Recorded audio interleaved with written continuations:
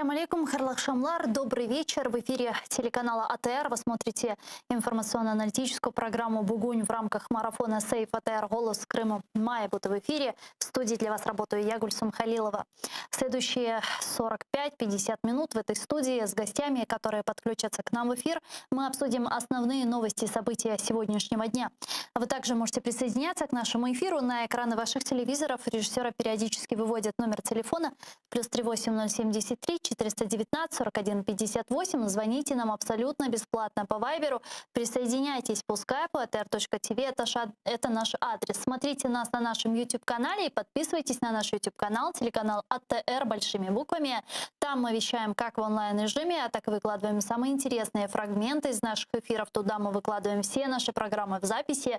Ну и подписывайтесь на сайт телеканала АТР, адрес которого вы видите на ваших экранах, atr.ua. Сегодня ваша подписка даст нам возможность продолжить нашу работу на нашем информационном фронте, так как финансовые сложности телеканала АТР все еще не решены. Мы продолжаем работать благодаря вашей поддержке, вашей моральной и материальной поддержке. Я благодарю всех тех, кто находится рядом с нами в этот сложный период и поддерживает телеканал АТР. Чохсавумс. Но я перехожу к новостям. Совет национальной безопасности и обороны Украины утвердил стратегию деоккупации и реинтеграции Крыма. Об этом сообщил секретарь РНБО Алексей Данилов. Вот что он сказал. Це буде відкритий документ, всі зможуть з ним найближчим часом ознайомитись. Більш того, ми прийняли рішення на засіданні Ради нацбезпеки і оборони. Він буде мати офіційний переклад англійською мовою, що дуже важливо сьогодні в сучасних умовах. І всі наші партнери отримають цей документ найближчим часом англійською мовою. Цей документ буде відкритий. Министр иностранных дел Украины Дмитрий Кулеба назвал утверждение стратегии деоккупации Крыма на вчерашнем заседании РНБО историческим документом. Он сообщил на своей странице Twitter, что одобрение этой стратегии является очевидным сигналом, что Украина прилагает собственные усилия для деоккупации Крыма. Ми затвердили стратегію деокупації Криму. Історичний документ, який був необхідний з 2014 року. Сигнал гранично ясний. Ми не просто закликаємо світ допомогти нам повернути Крим. Україна докладає власні цілеспрямовані і системні зусилля. 3 кити для повернення Криму. Затверджена сьогодні стратегія, консолідація. Ми працюємо над об'єднанням зусиль партнерів на Кримській платформі. Синергія. Відновлення міжнародного права і, як наслідок, відновлення повного суверенітету України над Кримом. В стратегию деоккупации и реинтеграции Крыма, утвержденную Советом национальной безопасности и обороны, не попал ряд принципиальных предложений Меджлиса крымско-татарского народа. Сообщается, что представители Меджлиса участвовали в обсуждении первоначального текста публичной части стратегии. Об этом сообщил на своей странице в Facebook председатель Меджлиса Рифат Чубаров. Вот что он сказал. Прикро, що у прийнятій стратегії деокупації і реінтеграції окупованої території Автономної Республіки Крим та міста Севастополя наші міжнародні партнери поки що не знайдуть чіткої відповіді на питання про те, яким буде статус Криму після відновлення державного суверенітету України над Кримським півостровом. І наскільки цей статус дозволить забезпечити державні гарантії збереження і розвитку на своїй землі корінного кримсько-татарського народу. Зараз з нами на прямому зв'язку Петро Охотін, політичний аналітик і політтехнолог. Пане Петро, вітаю вас, салям алейкум. Доброго дня, салам алейкум. Пане Петро, ну что ж, спустя 7 лет наконец-то приняли стратегию по деоккупации, реинтеграции оккупированного полуострова Крым. Как вам и что, по-вашему, должна включать в себя эта стратегия? Мы говорим сегодня об этом, так как, к сожалению, до сих пор в публичном доступе ее нет. Ну, из того, что проникало в экспертную среду и о чем говорили журналисты, сейчас один из основных вопросов о том, будет ли в этой стратегии право крымских татар на самоопределение или нет. И много копий бьется об этом. Я сам жду выхода этого документа, чтобы понять, что там прописано и как это будет.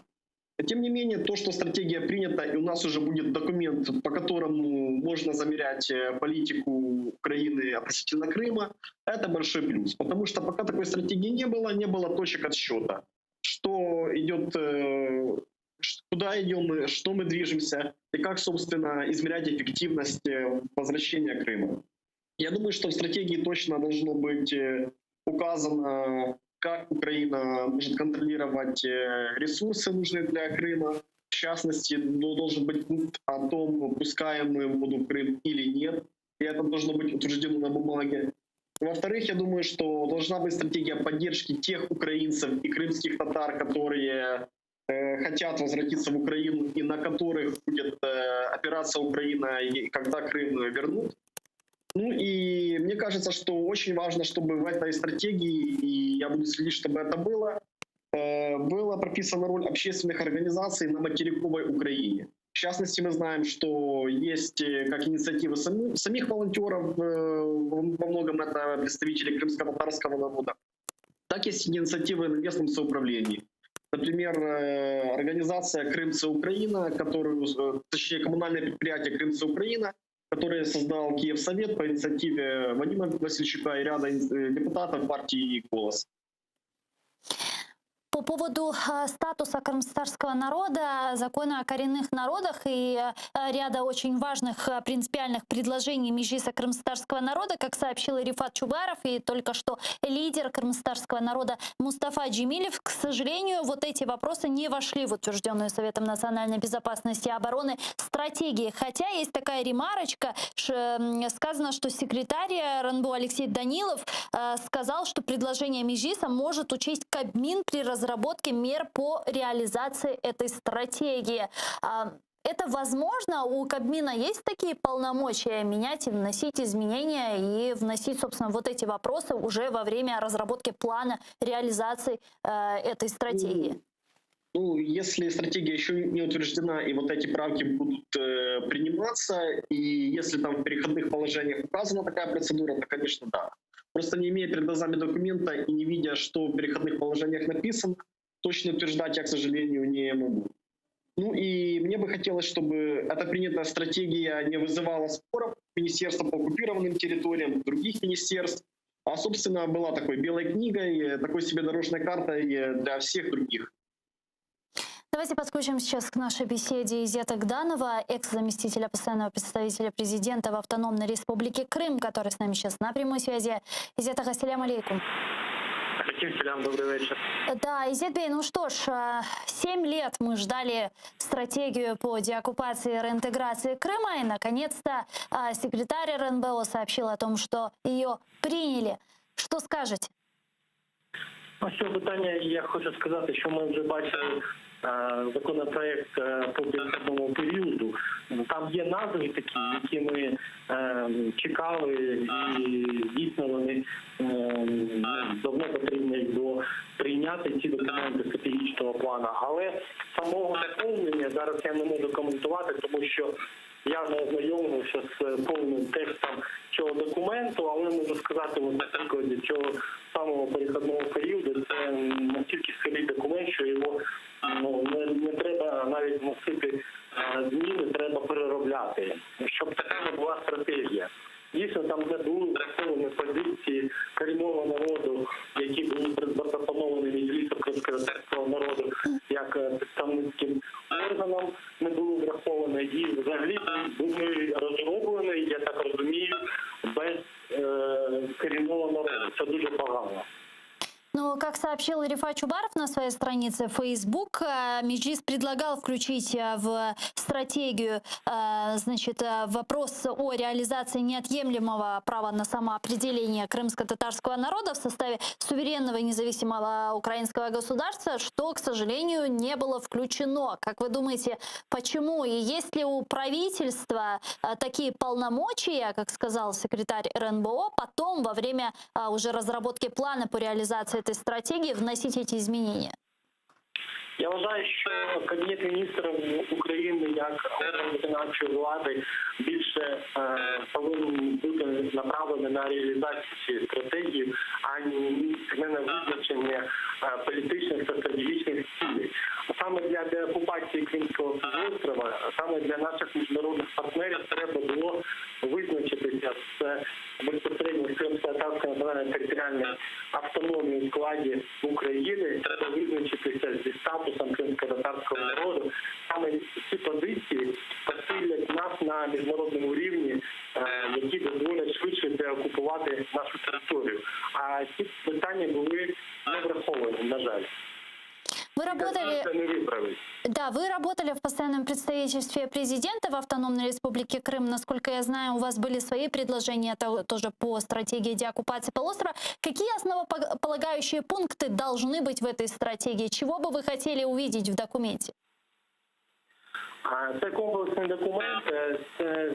В цьому документі повинні бути визначена саме позиції всіх органів державної влади, дорожна карта дій по підготовці процесу реінтеграції, самої деокупації, зміна чинного законодавства, необхідні положення, зміни в Конституцію в питання Кримського півострова, статусу маю на увазі, визначення з позиціями щодо санкційного тиску на державу-агресора. Там дуже багато питань. Це дуже такий великий комплексний документ повинен бути. І його розробити, вони всі кажуть, що він відкритий. А насправді цей документ не може бути відкритий. Там дійсно повинна бути там відкрита частина, але сама позиція і сам напрямок і багато що буде таємним. Дякую дуже. Дякую дуже. Чухсагл у нас Изет Гданов, заместитель постоянного представителя президента в Автономной Республике Крым, был с нами на прямой связи. Пане Петру, Алексей Данилов сказал, что, значит, этот документ, эту стратегию будут переводить на английский язык и передавать нашим западным партнерам. Насколько важна оценка этой стратегии от наших западных партнеров? Мне кажется, что перевод стратегий и других публичных документов на английский язык и другие языки, особенно в вопросе Крыма и его международного статуса, это то, что просто было необходимо. Я в свое время работал в Польском правозащитном фонде, и любые отчеты по заключенным, по Сенцову, Кольченко, по тому, чем на самом деле являются добровольческие батальоны, мы переводили на английский, на польский, потому что это наш сосед, который очень чувствителен к крымскому вопросу, и иногда на испанский и французский. И это как бы считалось просто деловая переписка. Если мы говорим об этой стратегии, то, конечно же, должны быть переводы, и чем больше стран будут видеть, какая наша позиция по Крыму, тем скорее они с ней ознакомятся. И тогда не будет разногласий, что мы требуем, чтобы Крым признавали украинским, и что мы хотим для этого сделать. Поэтому я только за то, чтобы был перевод на английский и на китайский, так как Китай — это тоже часть Совета Безопасности ООН и достаточно большой геополитический игрок. То есть чем больше граждан смогут ознакомиться с этим документом, тем лучше. Украина должна показывать, мы боремся за Крым. Крым — это Украина. 11 февраля в рамках соглашения об ассоциации Украины с Европейским Союзом европарламентарии приняли резолюцию, вы наверняка знаете о ней и читали, и там в 60-м пункте этой резолюции четко прописаны пожелания для украинской власти от европейских парламентариев. В частности, вот в 60-м пунктом прописана необходимость принятия закона о коренных народах, о статусе Крыма, о внесении изменений в Конституцию Украины, о крымско-татарской национально-территориальной автономии. И здесь мы видим сейчас в стратегии, к сожалению, нет вопроса, каким будет Крым после его деоккупации. Что это будет означать для наших европейских парламентариев и не возникнут ли у них после их пожеланий вопросов по этой стратегии? Смотрите, вопросы по стратегии будут возникать и должны возникать, и в данном случае как бы ничего плохого в том нет, что она кому-то нравится или не нравится. Лично мне то, что упущен факт о том, что крымский народ имеет право на свою автономию, кажется упущением, и, честно говоря, мне очень сложно понять логику, потому что Очень часто мы говорим о Крыме и о праве Украины на Крым не только из позиции территорий, но и с точки зрения принципа самоопределения крымских татар. Поэтому я думаю, что дискуссии действительно будут, они имеют место, и я думаю, что те люди, которые разрабатывали документ, должны дать свои объяснения и объяснить, какую логику они включали, когда, собственно, этот пункт опустили. Давайте перейдем к следующим насущным вопросам оккупированного полуострова. В частности, вопрос воды, который вы уже упоминали выше. Там сохраняется критическая ситуация с водой. Вот появилось такое сообщение от активистов из Белогорска, что верховья Белогорского водохранилища в Крыму остаются маловодными. По словам жителя Белогорского района Решада Маметова, таяние снега в Крымских горах не повлияло на наполняемость верховья водохранилища. Вот его цитата. Нижня і серединна частина Білогірського водосховища значно поповнилася, але верхів'я залишаються маловодними. Але ж саме верхів'я свідчать про повноту водойми. У горах ще є сніг, але обсяги його незначні, тому без рясних весняних опадів водосховище повністю не наповниться. До того ж, у будь-який момент влада може дати команду почати скидання води з водойми на потреби вододефіцитних районів Східного Криму або Кримської столиці. І тоді Білогірське водосховище почне швидко втрачати накопичені за зиму об'єми води. А вот псевдоглава экспертного совета по международно-правовым вопросам при оккупационном правительстве Крыма Александр Молохов сообщил, что его рабочая группа готовит новые жалобы в ООН против Украины из-за водной блокады. Сейчас мы готовим 2 жалобы в Совет по правам человека в ООН и в Комитет по правам человека в Женеве. Планируем презентовать эти иски на сессии 19 марта. Я лично не сомневаюсь, что в прекрасной Украине будущего тем, кто организовал водную блокаду Крыма и таким образом дискриминировал жителей полуострова, воздастся по заслугам. При этом Россия ни в коем случае не снимает с себя ответственности за происходящее в Крыму. Пане Петро, насколько вопрос воды и перекрытие Северокрымского канала является мощным инструментом в руках Украины в вопросе давления на Кремль? И допускаете ли вы такой вариант, что Кремль обратится к правительству Украины и скажет: мы не справляемся? Ну, во-первых, мы должны понимать, что в данном случае вода — это не о правах человека, а это о оборонном ресурсе. И мы видим, что Россия, как страна, которая аннексировала территорию, фактически несет ответственность за своих граждан и должна поставлять воду в нужных объемах. И важен ли этот вопрос, наверное, свидетельствует то, что недавно в СМИ поскакивала информация о том, что Украина на полном серьезе рассматривает возможность военного вторжения Российской Федерации для того, чтобы захватить еще 80 километров территории и, собственно, захватить нужные им ресурсы для того, чтобы пустить воду. Такое реально? И, скорее всего, была информация, что Россия разрабатывает такой план, и это в который раз показывает, что ситуация с водой — это не о правах человека, это о обороне. И пока Российская Федерация тратит деньги, чтобы доставлять пищевую воду, чтобы сохранить сельскохозяйственные культуры, фактически мы наносим ей тогда асимметрический ответ за аннексированную территорию. То есть, пускай извинят все люди, но это сейчас просто часть военного ресурса. Но, тем не менее, остается критическая ситуация с водой в Крыму. Там люди в Белогорском, Бахчисарайском районе, Симферопольском районе ее видят всего лишь 2 раза в день. Вот как вам те меры, которые сегодня предпринимают оккупационные власти, чтобы избежать этого дефицита, и насколько они могут быть долгосрочными, начиная от бурения артезианских скважин, заканчивая инициативой о строительстве опреснительных установок? Ну, я думаю, что если на кого-то и надо жаловаться по защите прав человека, это, конечно же, на правительство Российской Федерации. И когда есть такая ситуация, когда люди просто не могут достать воду, когда власти России должны придумывать какие-то хитрости, и этого ресурса нет, то, наверное, вина все-таки на том государстве, которое привело к этой ситуации, то есть на Российской Федерации.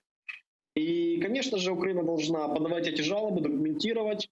Ну и я бы хотел, чтобы все меры, которые делает Российская Федерация по этому вопросу, были ресурсозатратными для российского бюджета и малоэффективными. Но вы видите, они сейчас пытаются апеллировать к международным структурам. А вот, значит, некий Молохов сообщил о том, что они будут обращаться с иском в ООН из-за водной блокады Крыма. Могут ли они там добиться что-то? Я думаю, что могут добиться резолюции о том, что Крым — это Украина, и Российская Федерация сделала факт аннексии чужой территории и нарушила фактически международную безопасность на европейском континенте. То есть пускай подают. Пускай подают, то большинство членов из Совета Безопасности ООН в принципе признают Крым Украиной. И если этот вопрос будет стоять остро, то ничего плохого в том, что кто-то проявит себя как наш союзник, а кто-то же снимет свою маску и покажет, что он враг. По крайней мере, этот вопрос не будет умалчиваться, и шансов к тому, что Крым просто, история с Крымом просто забудется и будет замолчена, не будет такой ситуации. Давайте перейдем к следующей не менее важной теме.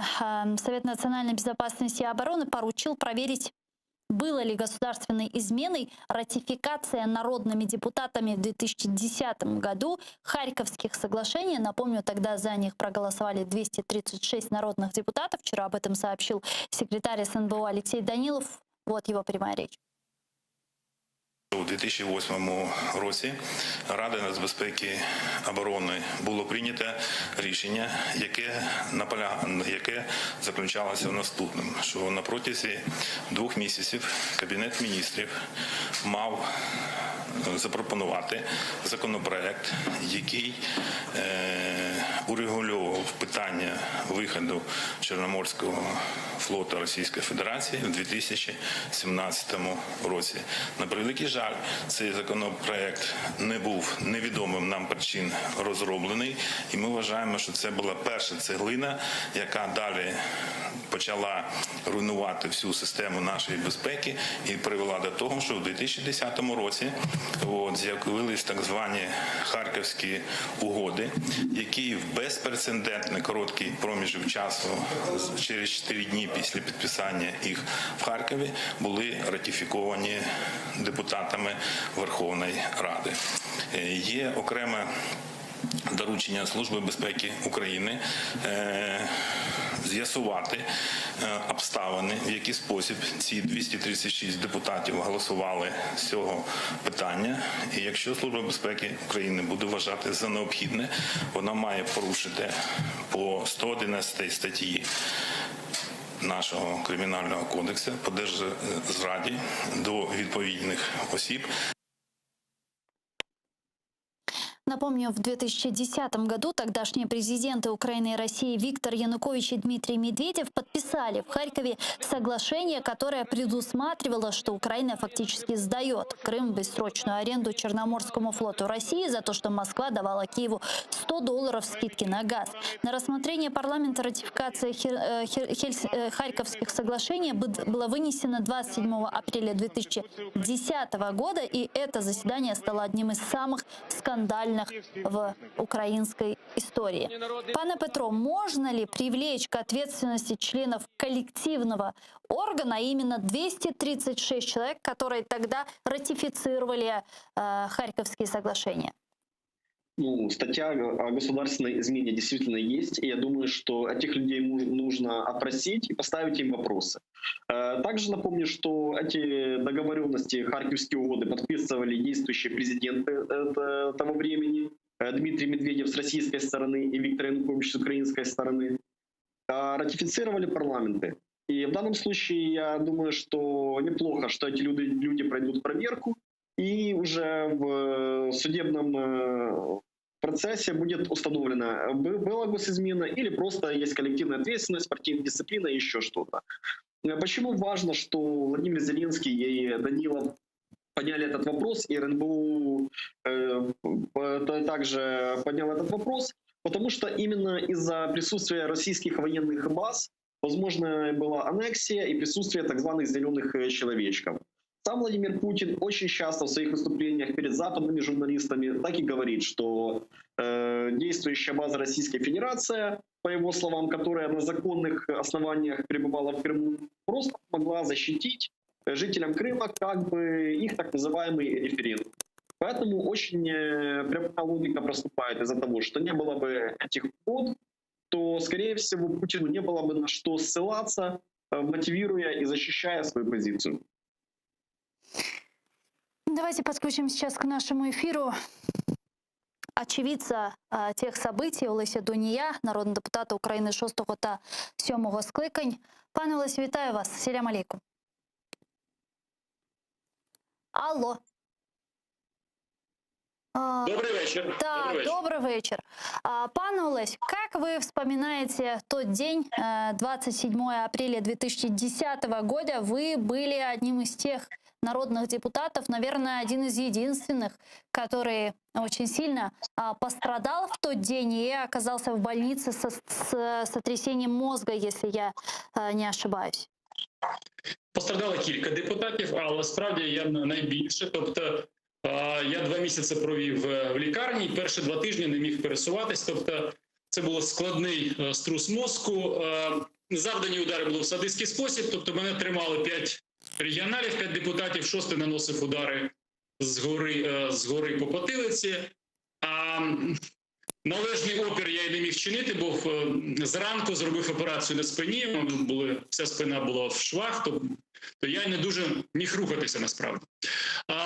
Але це було обумовлено, що насправді голосування чесного волевиявлення депутатів, як передбачено згідно Конституції і Регламенту, не відбувалося.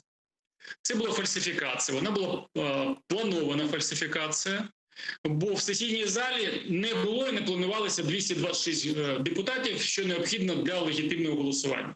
Угу. Регіонали скупили або отримали в інший корупційний або фальсифікаційний спосіб необхідні картки. Але таких депутатів у них не було, живих депутатів, наявних в сесійній залі. Зокрема, були проведені переговори по виходу, фактичному виходу з числа опозиційного кола кількох депутатів бют і нунц, без формального виходу з фракції, а подейкують, що за це вони отримали від 1 до 3 мільйонів доларів, і ці депутати передали свої картки. Вони не могли з'явитися на очі своїх колишніх однофракційників, тому їхніми картками повинні були проголосувати регіонали, тобто кнопкодавити. Угу. І для цього їм необхідно було витіснити решту опозиційних депутатів. Саме тому фізичне насильство було заздалегідь передбачено. Не лише фальсифікація, а і фізичне насильство. В випадку зі мною садистське насильство. Скажите, а вот тех регионалов, которые вас избили, их привлекли к ответственности, их наказали за это чудовищное действие? Звичайно, ні, бо була змова не лише керівництва партії регіонів і тодішньої влади України в особі Януковича і його оточення з Кремлем і Росією, а, очевидно, можемо передбачати, що була певна або змова, або домовленості, принаймні тіньові домовленості між керівництвом тодішніх опозиційних фракцій і керівництвом партії регіонів або оточенням Віктора Януковича. Чому я це можу стверджувати? Бо моє подання щодо кримінальної справи, кримінального впровадження, щодо осіб, які вчинили це побиття, я не міг його подати сам, але це зробив замість мене мій помічник, коли я не міг вставати з ліжка. Це подання до суду не було підтримано лідерами фракції. Вони не заходили судової тяжби з регіоналами. Більше того, за 2 місяці вони навіть не знайшли часу під'їхати до моєї лікарні. Якщо ми почнемо аналізувати і інші факти, які мали місце того дня або в пізніші дні, ну, наприклад, яким чином головуючий, голова Верховної Ради Володимир Литвин раптово знав, що в сесійній залі буде дощ. Ну, яким чином його помічники прийшли туди з парасолями? Вони думали, що відкриють вікна і потрапить дощ в сесійну залу? Чому вони знали, що опозиціонери, кілька опозиціонерів прийдуть туди закидувати яйцями, там, наприклад? Да? Тобто, очевидно, був як мінімум витік інформації, або були проведені заздалегідь переговори про потішний спротив, а насправді те, що партії регіонів буде дана можливість провести це антиконституційне, фальсифікаційне дійство. Підстави стверджувати, що це було не просто витік інформації там через жучки, а ймовірна змова, мені дає можливість якраз говорити про це те, що керівництво опозиційної фракції не захотіло підтримати мій позов до садистів, які завдали мені ударів під час так званих цих буцімто ратифікації Харківських угод. Мені здається, що це як мінімум дивно. І я хотів би теж знати, чому керівництво опозиційних фракцій не удосужилось тоді подавати до суду на регіоналів. Пане Олесю, вот среди тех, кто голосовал за ратификацию этих Харьковских соглашений, что было больше? Просто пророссийские интересы, которые они преследовали, или вот эта слепая вера в братский народ русский? Я не думаю, що там була сліпа віра. Тобто, очевидно, що для Януковича і його оточення це був свідомий вибір. Я не думаю, що вони настільки ідеологічно проросійські. Швидше за все, це був свідомий вибір, що за допомогою Росії легше робити гроші, раз, і легше контролювати Україну, два. Тобто це завдання. Грабувати і контролювати. І вони думали, що за допомогою Путіна це робити легше. А так як Путін хотів за таку допомогу насправді сам контролювати Україну, і, зокрема, військовою силою через Чорноморський флот, то тут були поступки. І не лише ці. Нагадаємо, що на момент Майдану вище керівництво в мілітарній сфері було зосереджено в руках осіб з російським громадянством. Тобто, очевидно, що це теж був призначення через примус, через вказівку з Кремля, на яке погоджувався Янукович. Чому погоджувався? Хотілося коштів і контролю над Україною. Щодо надзвичайних депутатів, які, до речі, лише за голосування не можуть бути з формальної точки зору покарані, бо існує стаття Конституції, що кожен депутат має право голосувати самостійно, згідно власного сумління, але в даному випадку йде мова, ще раз кажу, не про вільне волевиявлення, а про фальсифікацію, тобто голосування чужими картками раз, і друге, про ймовірний підкуп. Тому що саме напередодні цього голосування кілька депутатів Нунц і Бют раптово перебігли до лав регіоналів, до їхньої політичної сили, і кілька з них не приховували, що за це вони отримали винагороди від 1 до 3 мільйонів доларів. Тобто йде мова про підкуп, не про особисте волевиявлення депутатів в силу ідеологічних мотивів, про які ви згадали на початку в своєму питанні, а про банальний підкуп депутатів. Отже, а так як ці гроші, цілком можливо, якщо проаналізувати ланцюжок, звідки вони потрапили до рук посередників, які передавали гроші, якщо вони мають російське походження, тут ми і вийдемо на початок цього питання. Початок – це державна зрада. А далі вже виконання і меркантильні інтереси виконавців. Скажите, а если мы говорим о госизмене, как вы думаете, удастся ли привлечь ответственности тех народных депутатов, которые голосовали за ратификацию этих Харьковских соглашений, ну или хотя бы того же Литвина, спикера парламента на то время? Я страшенно підтримую саму ініціативу РНБО, тому що я перший був з депутатів, хто почав говорити про необхідність покарання винуватих фальсифікацій і садистському побитті, тобто відразу після самої так званої ратифікації. Говорив, що необхідно ці дві партії, це я роками говорив, партія регіонів і їхніх союзників, притягни до відповідальності якраз за держзраду. І, до речі, коли депутувався закон про люстрацію, я якраз підкреслив, що потрібно там ставити саме це політичне обґрунтування. Тобто за державну зраду, а не за наявність на державній службі, як було вставлено в закон про люстрацію. Тобто лише перебування на державній службі. Це дуже важливий, до речі, аспект. Але в цій ситуації, в якій зараз українське судочинство, українська правова система, прокуратури, СБУ, я не певен, вірніше, я маю величезні сумніви, що цю справу буде доведена до логічного завершення з покаранням, реальним покаранням організаторів цього злочину. Але навіть як політично зараз навіть не покарання, а політична позиція української держави, що вона стоїть на сторожі українських національних інтересів і проти проросійської п'ятиколони, це теж важливо. Чому ця справа навряд чи буде доведена до логічного завершення? Брак професіоналів, а конкретна справа повинна розв'язуватися по ланцюжку від замовників до виконавців. Таких професіоналів, мені здається, бракує в українській як судовій системі, так і системі так званих силовиків. Це раз. По-друге, дуже багато зацікавлених сторін зараз є, ну скажімо так, біля влади, які брали участь тоді в змові. Із числа, ще раз підкреслюю, опозиційні, керівництво опозиційних фракцій, зокрема. Вони мають вплив і кошти. Тому вплив і кошти можуть гальмувати будь-яку справу. Це прикро усвідомлювати. Хто може бути покараний? Може бути, як в випадку з покаранням Януковича, оголосити винними тих, хто і так вже втік. Хто і так втік з держави, тобто Янукович, ну і кілька його найближчих приспішників. Дякую дуже, пане Олесю. Чохсагол у нас Олесь Доніє був з нами на прямому зв'язку, народний депутат України 6-го та 7-го скликань.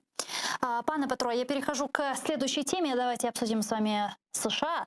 Там днями группа американских аналитиков из числа дипломатов подготовила для администрации Байдена стратегию по Украине. В документе говорится о том, как нынешнему главе Белого дома выстраивать отношения с незнакомым, с доселе незнакомым ему руководством нашей страны. В плане заявлено много позитивных для Киева вещей. Это активное участие США в процессе урегулирования военного кризиса на Донбассе, предоставление Украине статуса главного партнера США вне НАТО, выделение больших средств на оборонные нужды страны, поддержка крымской платформы, видение более последовательной санкционной политики в отношении России. Рассчитываете ли вы на вышеуказанные предложения, которые сделали американские аналитики? Ну, конечно, да. И мы видим, что в прошлом году Украина получила пакет расширенного членства в НАТО. Немного стран его имеют.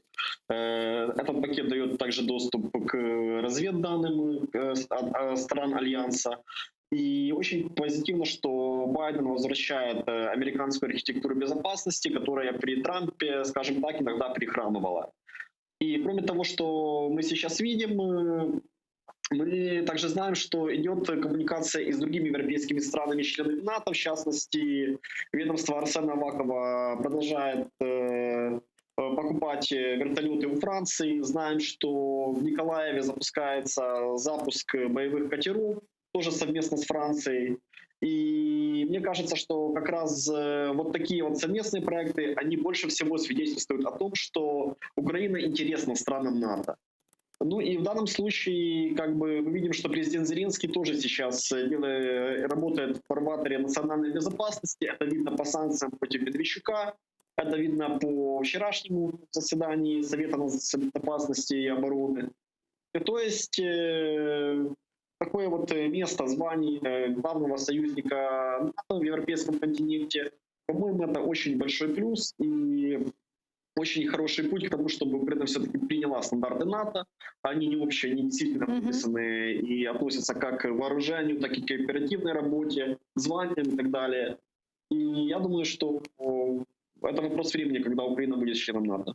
Дякую дуже, пане Петро. Спасибо большое, что были с нами на протяжении почти часа. Петро Охотін, політичний аналітик і політтехнолог. А к нам сейчас присоединяется Ганна Шелест, директорка безпекових програм Ради зовнішньої політики «Українська призма». Пані Ганна, вітаю вас. Селям алейкум.